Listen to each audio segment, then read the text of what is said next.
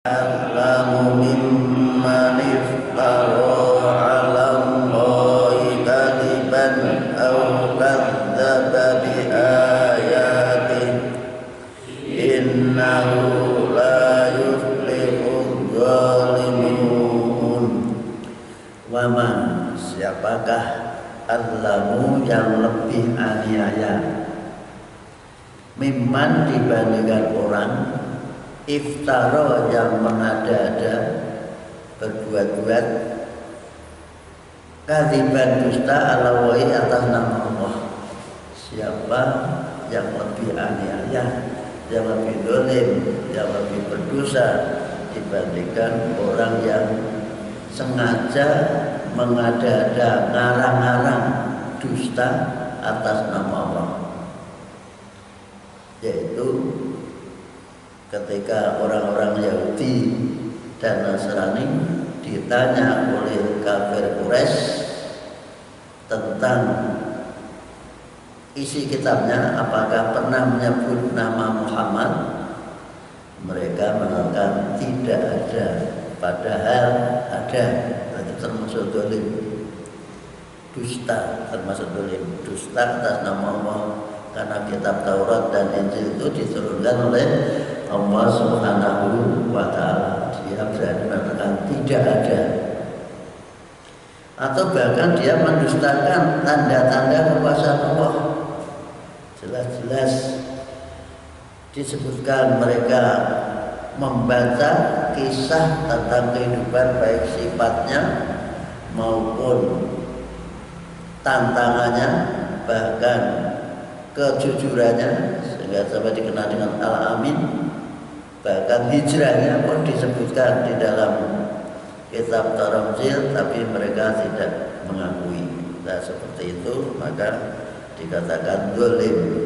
Dolim itu dusta, termasuk dolim, menebarkan sesuatu tidak pada tempatnya, diberi tugas tidak dijalankan, diberi kepercayaan tidak dilakukan, itu juga termasuk dolim.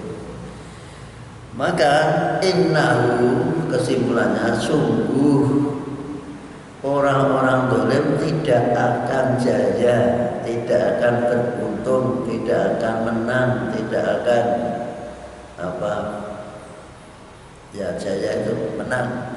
La yuflihudz zalimun. Orang dolim, orang yang dolim tidak akan beruntung, kehidupannya tidak akan tenang. Maka dijelaskan bagaimana di antara orang dolim yaitu meminta, memohon, berdoa kepada selain Allah. Ini yang sering terjadi, memohon, meminta, berdoa, menyembah kepada selain Allah. Maka ketika ditanya biasanya mengaku tidak. Contoh yang mudah yaitu kita mencari perantara ke kubur-kubur. Mereka, aku tidak nyembah kuburan, tapi aku hanya minta apa Pak? Perantara, wasilah, agar mereka sebagai orang yang suci, wali, nanti akan menyampaikan keinginanku, kebutuhanku kepada Allah Subhanahu wa ta'ala. Ini sering yang dijadikan alasan oleh mereka yang datang ke kuburan. Bahkan kuburannya dibangun yang sangat indah, namanya cungkup. Rumahnya orang mati itu apa namanya? Cungkup. Ada Nabi larang, ya Rasulullah, ayujas sosol qabru wa ayubna alaihi wa ayubata alaihi. Nabi melarang kubur di kijing. Ada saya jadi tren. Memang ada unsur anak rata kijing menggodi wong liya. Jadi sehingga kubur hilang.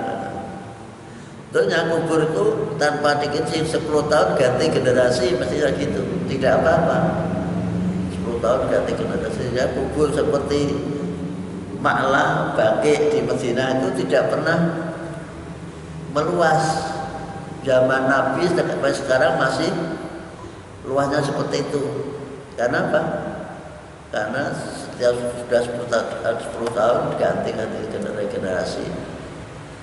Nah, orang Jawa khususnya itu atau orang Hindu itu senangnya melestarikan orang yang sudah mati sebagai leluhur yang dianggap orang yang bersih, yang suci, maka dibuatlah sanepo perantara, yaitu kita mohon kepada Allah disamakan dengan kita mohon kepada presiden, ke bupati, ke gubernur. Maka alasannya apa? Kamu kalau minta bantuan pada presiden langsung kepada presiden bisa. Yang digunakan dalih seperti itu rata-rata. Mungkin yang jalur jatuh tidak ada. Apakah kamu kalau minta bantuan pada presiden itu langsung? Inilah kerja yang sangat fatal. Karena apa? Orang sholat itu semuanya minta langsung kepada di hadapan Allah semua manusia sama. Di hadapan Allah semua manusia sama. Tidak ada bedanya. Silakan minta apa saja, silakan, karena yang milik, yang mempunyai dunia seisinya, langit dan bumi itu adalah milik Allah Subhanahu wa Ta'ala. Jangan minta kepada yang lain. Kalau ingin iman kita tidak rusak. Ini yang harus kita sepele. Walau mau wae kok. Kadang-kadang apa kamu kalau sakit langsung berobat sendiri? Apa langsung pada Allah mesti lewat dokter? Itu cara-cara mengalihkan kita supaya percaya seperti itu lagi contoh. Apa kamu kalau sakit? Bos goreng orang marah-marah. Kan kita harus untuk bisa waras harus perantaranya nasi. Kalau tidak ada nasi berarti kita tidak waras. Itu juga kita untuk mohon kepada harus lewat para leluhur itu. Nah, itulah yang sok menjerumuskan orang yang tidak pernah ngaji atau ngaji tapi orang paham masalah keyakinan atau keimanan, ketauhidan. Yang dimintanya semua yang ada di langit di bumi ini semua tergantung kepada Allah Subhanahu wa Ta'ala. Bahkan hidup mati kita di tangan Allah. Dan kita sudah dibatasi, hidup kita sekian tahun sudah ada batasnya masing-masing. Tidak perlu meraih meraung-raung atau mengerengek-rengek minta tambah usia. Usia sudah ditentukan oleh Allah. Percaya enggak?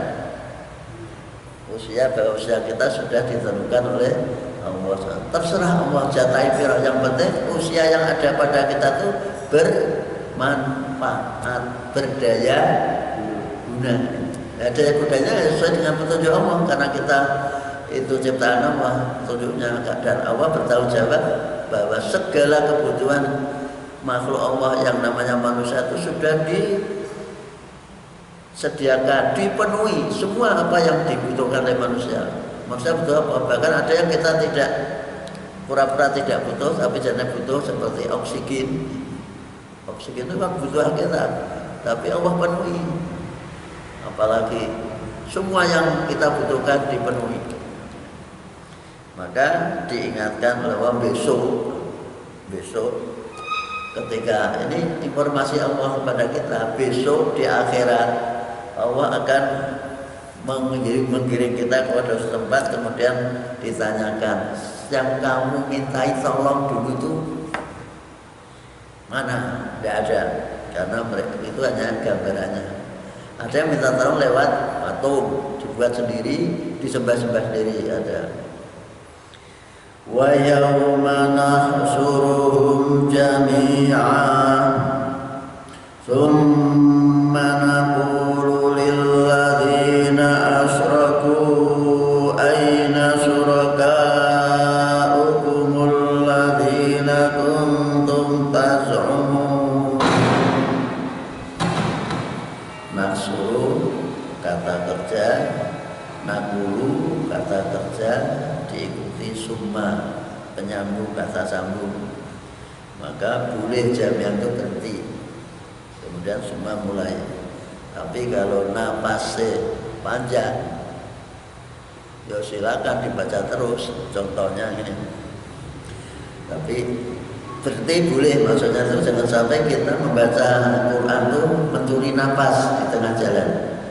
Contoh, wa yauma nahsyuruhum jami'an tsumma naqulu lil ladzina asyraku aina syurakaukumul ladzina kuntum taz'umun.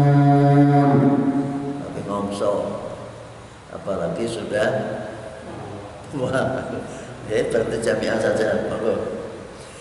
Wa yauma nahsyuruhum jami'an tsumma naqulu lil ladzina asyraku aina syurakaukumul ladzina kuntum taz'umun. Ulangi lagi, enggak.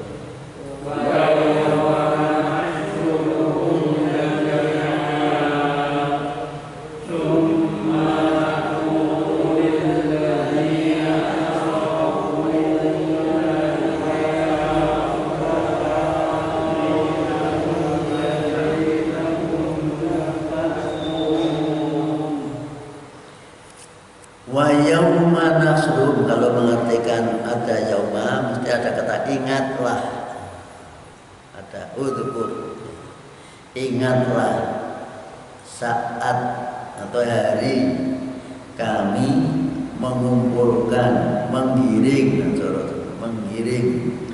mereka yang syirik tadi, jami'an semuanya, tidak ada yang terlewatkan, semua, baik itu mati terbunuh di medan perang atau mati karena terbakar, mati karena apa saja, semuanya akan digiring. Bahkan mati ditelan ikan pun akan digiring semua, jami'an semuanya. Setelah mereka kumpul semua, nah tempat kumpul itu bahasa Arabnya mahsyar. Kata kasaro yang suruh, itu namanya semakan. Kata yang bukan tempat dikumpulkan digiringnya manusia namanya mahsyar. Maka orang-orang kuno mengartikan oro-oro mahsyar, tempat yang terbuka luas, seluruh manusia seadam sampai akhir zaman semuanya dikumpulkan, sudah membawa catatan amal masing-masing. Kemudian jami'an dikumpulkan semua, tidak ada yang tidak. Nabi pun dikumpulkan. Nabi akan ditanya, kamu sudah sampaikan belum kepada umat manusia? Sudah. Itu kan ada maksudnya. Sudah. Kalau sudah, maka tanggung jawabmu sudah bebas. Lilladzina asyraku, terhadap orang-orang yang menyekutukan Allah, orang-orang yang meminta kepada selain Allah, orang yang minta tolong kepada Allah, orang yang menganggap bahwa selain Allah bisa menentukan hidupnya. Ini yang hati-hati itu kadang-kadang harus saya nganggu kalung, gelang apa namanya, magic, hati-hati. Kalau menganggap itu bisa menawarkan atau menolak penyakit yang datang, itu bisa jadi syirik. Berobatlah lewat orang yang belajar tentang kesehatan. Siapa itu? Ya dokter, mesti belajar pada dokter, bukan belajar kepada orang yang tahu apa-apa. Namanya apa? Apa? Yang sering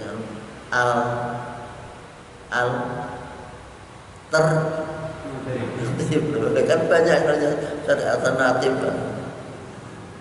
Ruqyah kalau tidak hati-hati bisa syirik. Hati-hati, ruqyah saja.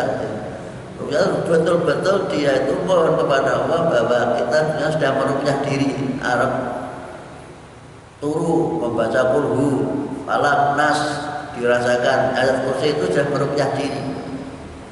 Silahkan meruqyah diri.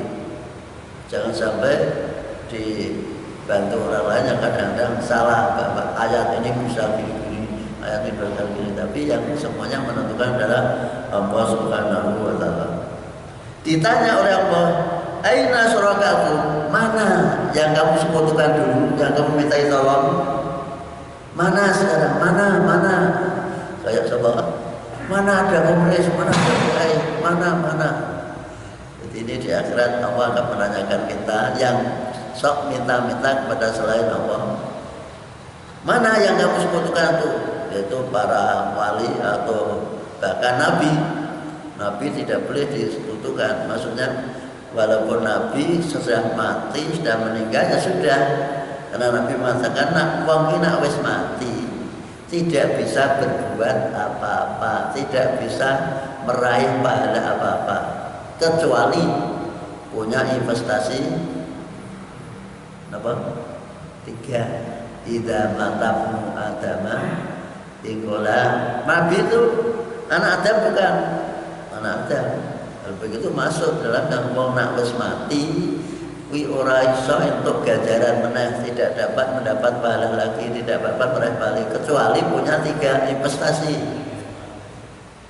Sedekah jariah, sedekah yang bisa manfaat pada orang banyak dan terus dimanfaat orang, seperti bangun masjid, masang karpet atau apa Pak? AC, bermanfaat bagi orang banyak. Jadi itu hartanya dimanfaatkan untuk berguna bagi orang banyak. Namanya sedekah jariyah. Sedekah dan sedekah infak yang mengalir terus.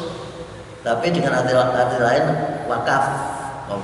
Wakaf karena harta itu berhenti di situ tapi berguna bagi orang banyak. Bahkan bisa juga tanah yang luas juga itu termasuk wakaf. Selanjutnya, jadi ini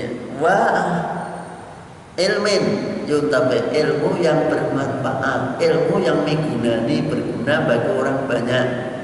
Tidak hanya agama, dengan jadi arsitektur, insinyur, dengan ilmunya membuat bangunan jembatan Suramadu bagus banget, sehingga bermanfaat, mempermudah perjalanan orang, membuat kereta api, membuat kayak Pak Leman, membuat nuklir bermanfaat, menjadi tenaga nuklir untuk apa itu?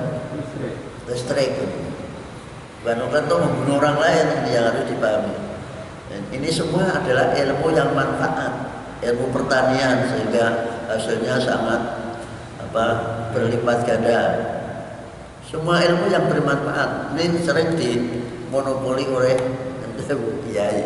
Jadi kaya-kaya ilmu pemasin ngaji, mulang sholat, mulang ini, mulang Quran, itu diambilnya itulah. Yang lain seakan-akan tidak manfaat. Padahal manfaatnya besar. Coba tidak ada yang ahli tentang membuat jalan tol, tidak membuat bangunan seperti masjid mana itu? Masjid Mekah, Masjid Madinah, Bapak tidak ada istilah yang membuat masjid ini seperti apa. Nah ini semua termasuk ilmu yang manfaat. Jangan dibatasi hanya ilmu agama. Bahasanya kan ilmu yang manfaat. Ya agama masuk karena manfaat bagi dirinya untuk mengenal Allah. Akhirnya bisa menyembah kepada Allah, berbakti kepada Allah, masuk. Tapi semua ilmu yang bermanfaat. Yang terakhir atau waladin, anak yang soleh, yang pula yang mau mendoakan. Ini semua hasil usaha. Jadi tidak bertentangan dengan surat An-Najm ayat 39. Wa alaysa lil insani illa ma sa'ala laha ma kasabat wa 'alaiha ma kasabat. Setiap orang akan memperoleh pahala dari hasil kerjanya.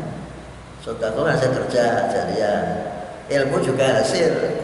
Kita belajar sampai seperti Mas suatu ini beberapa ilmu nanti dikembangkan di daerahnya sana, berguna bagi masyarakatnya, itu bermanfaat. Kemudian jadi anak, Mendidik anak itu orang gampang. Angel. Wis dipondoke jebule malah anak orang boleh kesaktian, kejaduan, mulai jadi kepala gedung. Bisa juga ada. Ini maka dari itu harus kita awasi terus orang tua. Maka siapa orang tua sidik dan imam itu selalu bel. Ini kono lawo. Hati-hati nak kena corona. Sampai seperti itu karena anak ini yang aset orang tua yang nanti akan memberi pahala terus selama orang tuanya sudah meninggal didoakan terus. Doanya cukup mintakan ampun. Rabbi firli waliulati gampang tuh. Warhamhuma kama rabbayani shaghira. Jangan lupa setiap habis sholat. Jangan habis sholat lari seperti Siddiq dan imam itu habis sholat lari wong ning omah main dewi kok pulang dulu. Jadi lebih khusyuk zikir kemudian berdoa kepada Allah agar orang tuanya diberi kelapangan, orang tua yang penting itu diampuni dosanya dan dirahmati selalu oleh Allah Subhanahu wa taala. Kan sangat mudah. Baik tua maupun muda doanya cukup Rabbi firli wa liwalidayya warhamhuma kama rabbayani shaghira. Orang tuanya akan selalu mendapatkan mendapatkan naungan dari Allah karena hasil jerih payahnya yaitu doanya anak tadi. Maka anak harus dididik supaya menjadi anak yang soleh. Monggo Pak. Kalau menurut ayat tadi wa alaisa lil insani manusianya akan mendapat hasil pahala dari hasil jerih payahnya. Menurut ini tidak bisa. Orang yang hidup itu menurut surat Al-Hasr hanya disuruh memintakan ampunan, bukan kirim pahala. Maka seorang anak yang berbuat baik, orang tua akan mendapat otomatis, tidak usah dikirimi. Apa? Nah, soalnya hasil jerih payahnya tadi dengan korban, orang tua otomatis mendapat pahala korban. Diurasa korban ke dhewe, wong tuane dikorbanke wis mati jadi korbanke. Jadi maksudnya korban atas dirinya sendiri, orang tua akan mendapat alhamdulillah anak saya terdapat anak yang soleh tadi. Ini harus dipahami. Jadi sekali lagi cukuplah anak memintakan ampun. Dan ini ada beberapa Nabi pernah ditanya oleh sahabatnya bahwa tanya, apakah aku masih punya kewajiban hal bagi Allah ya abiro abawaya baca maulima? Apakah aku masih punya kewajiban berbakti kepada kedua orang tua saya setelah orang tua saya meninggal? Saya bilang, na'am, iya masih. Satu al-istighfar ulama, memintakan ampun. Memintakan ampun bukan kirim pahala.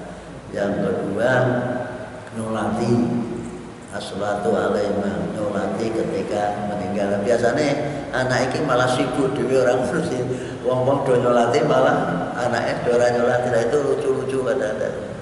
Sebenarnya kewajiban nyolati itu terutama anaknya.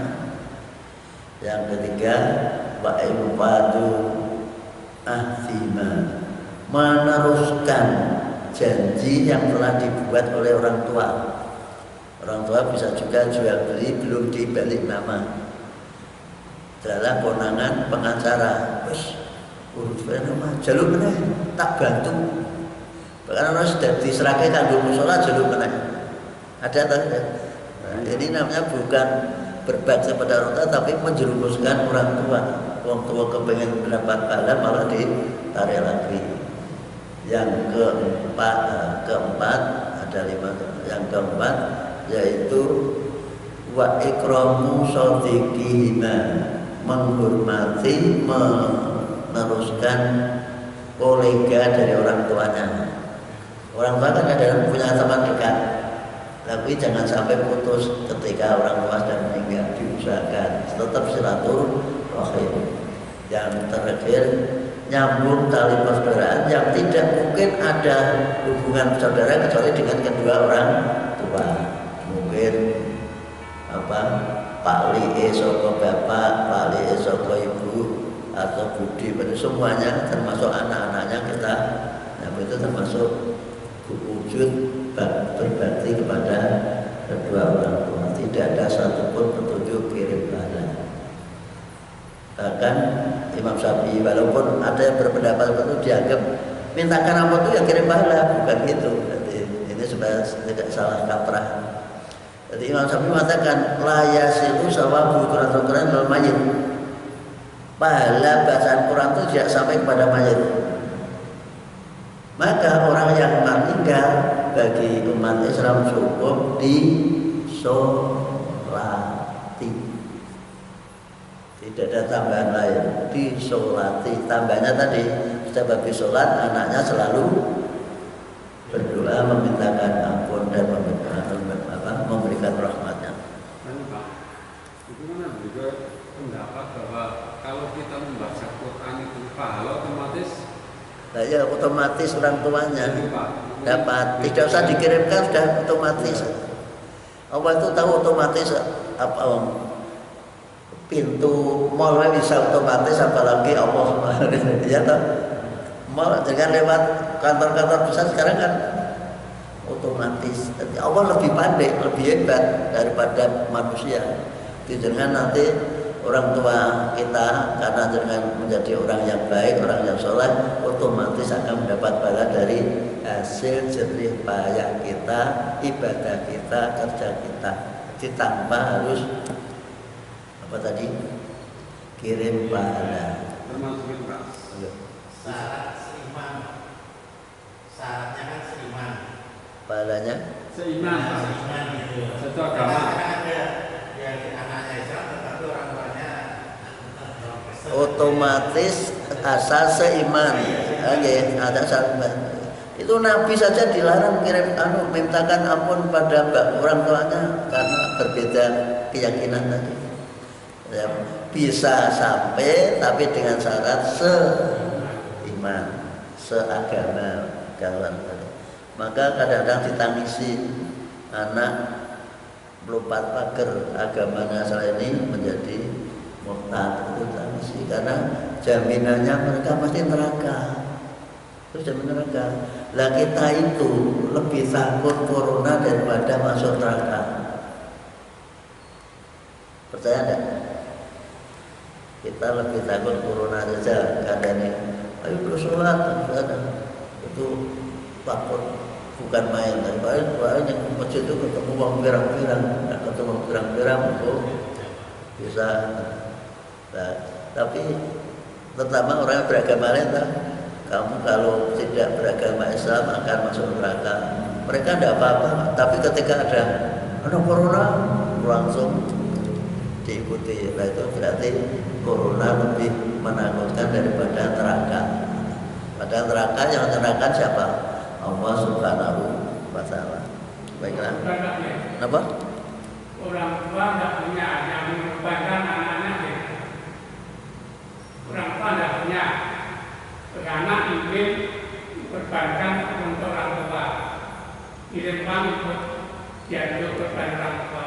Ternyata ya itu anak itu tentu hasil jerih payahnya orang tua. Dengan sampai duit biar sing gedhe ke sapa. Nah, orang tuanya tetap orang tuanya jadi boleh seperti masih hidup boleh. Tapi nak wis meninggal tidak perlu korban atas nama orang tua. Cukup dengan korban orang tua otomatis mendapat pahala dari perbuatan anaknya tadi, namanya waladin sholihin jadi sejelutannya. Paham ya? iya bahwa anak-anaknya keturunan untuk ibu berkorban. Ibu ya mas mati. Mama itu Kalau masih hidup, tidak apa-apa. Nak perlu dipunjung saben dino, apa? Nak perlu disuruh bertempat di rumah kita hormati, kita layani itu lebih bagus. Jangan nak perlu seperti orang-orang itu royoan, sidang pengadilan itu royoan untuk memelihara orang tuanya. Iya. Ya, sidang anak-anaknya 5, ibunya siji tok. Sidang rebutan kepengin punya hak memelihara orang tuanya. Nah di sini kan malah orang tuanya dipenjarakan. Itulah karena salah asuh. Aina surakakum, mana sekutu-sekutumu dulu? Alladzina, yaitu mereka kuntum tajibun yang kamu anggap mereka bisa menolong kamu. Mana. Itu besok Allah yang mengatakan itu lewat suara yang luar biasa. Nah, kita lanjutkan. Tsumma lam takun fitnatuhum illa an qalu wallahi rabbina ma kunna musyrikin. Monggo. Tsumma lam takun fitnatuhum illa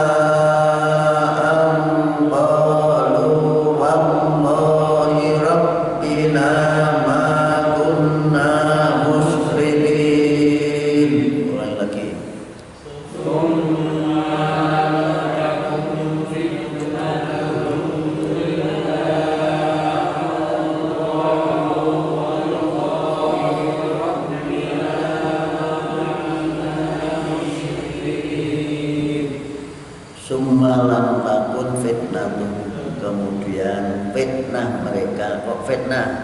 Alasan yang dibuat-buat untuk mempersulit diri atau kebohongan mereka itu hanya akan mengatakan, membuat mereka lam ikuti ilah itu hanya tiada lain kebohongan mereka itu mengatakan pada di dunia sudah jelas dia syirik. Wallahi demi Allah Rabbina Tuhan kami ma kunna musyrikin, kami dulu tidak syirik, aku hanya mencari perantara. Mereka tidak mengaku, rata-rata tidak mengaku, tidak merasa mereka berbuat syirik. Nah, ini daerah pantai, daerah utara biasanya Mojo Manakib. Mojo Manakib itu ada kata-kata yang sangat sehingga saya sadar itu gini. Indah kata itu yang ngarang bukan siapa? Saya Abdul Qadir. Idza sa'altumuha fas'aluhu bi. Abdul Qadir suatu ketika duduk di depan murid-muridnya mengatakan, kalau kalian minta kepada Allah, mintalah lewat aku, memakai perantara aku. Itu foto-foto dipegang mereka, sehingga maka selalu tunggane tawasana kami berwasilah mencari perantara kepada, bahkan semua kata-kata bisa jadikan perantara. Nabi Muhammad, kepada Syekh Abdul Qadir, kepada Syekh Sulaiman, kepada Syekh Edi, Syekh Selamat, Syekh Marsudi, semua sing dianggap orang-orang baik-baik itu nak terus mati besok diparani jalur tolong si waca Yasin.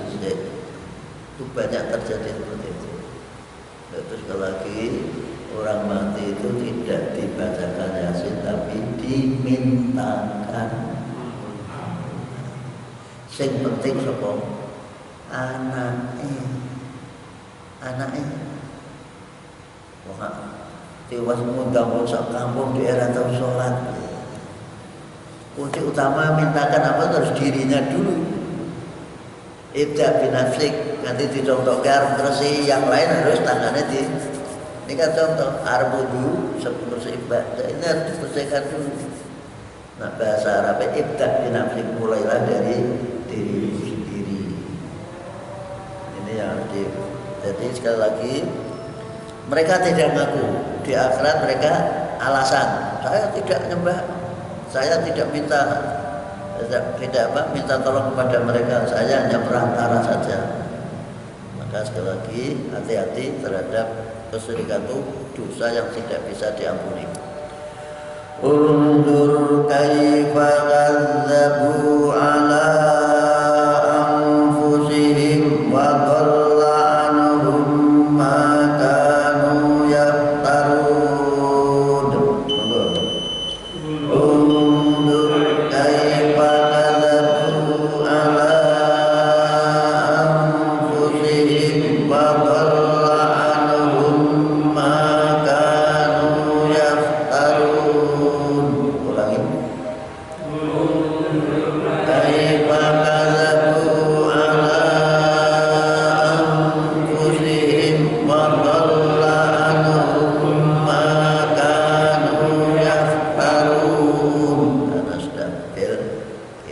sekian, kita akhir bersama dengan bacaan alhamdulillah. Alhamdulillah. Wassalamualaikum warahmatullahi wabarakatuh.